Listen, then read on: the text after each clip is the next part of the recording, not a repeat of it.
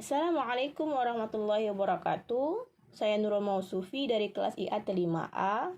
Yang saya hormati Ibu dosen Nur Asya Simamora MA selaku dosen pengampu mata kuliah Qawaid Tafsir.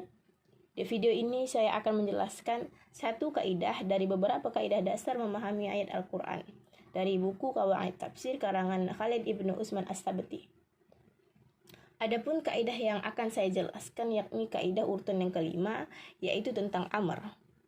Adapun kaidah kelima yakni al-amru yaqtadil faur illa al-qarinah, yaitu apabila datang perintah dari Allah sang pembuat syariat mengenai tentang perintah sesuatu, padahal hal itu menuntut untuk melaksanakan perintah tersebut secara langsung, kecuali jika ada yang menunjukkan bahwa perintah tersebut bisa ditunda di lain waktu atau dinanti-nanti atau tidak langsung.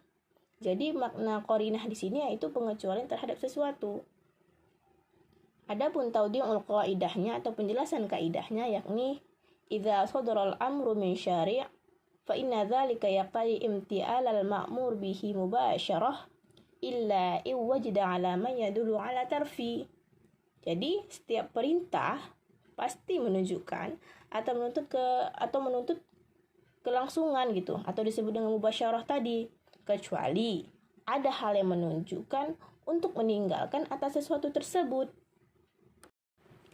Wa yadullu ala dzalikal umur al-awwal anna ma dzukira huwa muqtada zawahirun nusus qaulihi ta'ala wasari'u ila maghfiratin min rabbikum.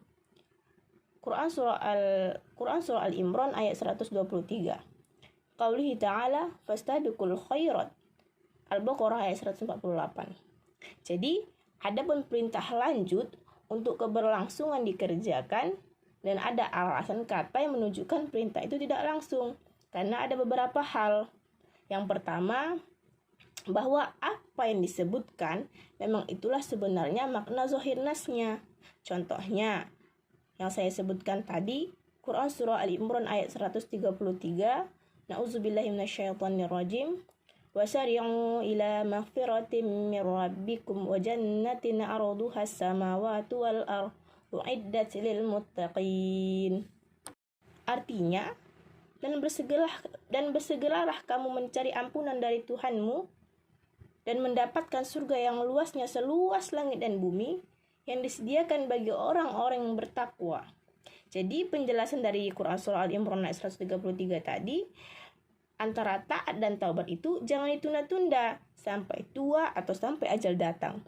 Maka sebaliknya juga harus disegerakan untuk segera taat dan bertaubat di jalan Allah Subhanahu wa taala tanpa ditunda-tunda. Itulah namanya tadi ilal qarinah. Adapun ayat yang kedua, potongan dari Quran surah Al-Baqarah ayat 148, fastabiqul khairat, yang artinya maka berlomba-lombalah kamu dalam kebaikan. Dan penjelasan dari Al-Baqarah ayat 148 ini yakni maka kita harus bersemangat dalam ibadah untuk segera berlomba-lomba dalam melakukan amal kebaikan selama di dunia tanpa ada kata nanti. Maka dari Quran surah Al-Imran ayat 133 dia menyegerakan untuk bertaubat dan taat, dan di Quran surah Al-Baqarah 148 ini menyegerakan untuk melakukan amal kebaikan, berlomba-lomba gitu, disegerakan bukan ditunda-tunda, ilal qarinah tadilah. Adapun misalun sadalat qarinatu ala wujudil qadri min sya'ati fi. Adapun perintah yang ada qarinah sehingga pelaksanaan perintah tersebut sangat tergantung pada syarat yang dilakukan. Contohnya potongan Quran surah An-Nur ayat 56, yaitu aqimus shalah. Waqad bayyana an-nabiyyu mawaqitas shalah min haitsu ibtada'a kulli waqti wa intihaihi. Artinya, dan laksanakanlah salat. Jadi penjelasan dari Quran surah An-Nur ayat 56 ini yaitu dijelaskan untuk segera melaksanakan salat. Tetapi kapan gitu waktunya kan?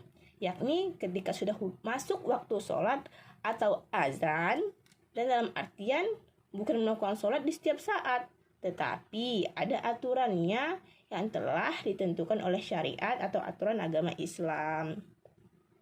Adapun contohnya yaitu yang kedua, potongan Quran surah Al-Baqarah ayat 185. Wa man kana maridun aw ala safarin fa iddatum min ayyamin ukhra. Artinya, dan barang siapa sakit atau dalam perjalanan atau tidak bisa berpuasa, maka wajib menggantinya sebanyak hari yang ditinggalkannya itu. Jadi penjelasan dari Quran surah Al-Baqarah ayat 185 ini, pada ayat ini diperintahkan untuk melaksanakan puasa di bulan Ramadan, akan tetapi boleh tidak berpuasa ketika sedang melaksanakan atau melakukan perjalanan atau safar. Dalam artian bukan berarti boleh meninggalkan puasa secara mutlak, akan tetapi wajib harus diganti di lain waktu sebanyak hari yang ditinggalkannya itu. Jadi itulah contoh-contoh yang ada qarinahnya. Sekian video dari saya, kurang lebih mohon maaf. Terima kasih. Assalamualaikum warahmatullahi wabarakatuh.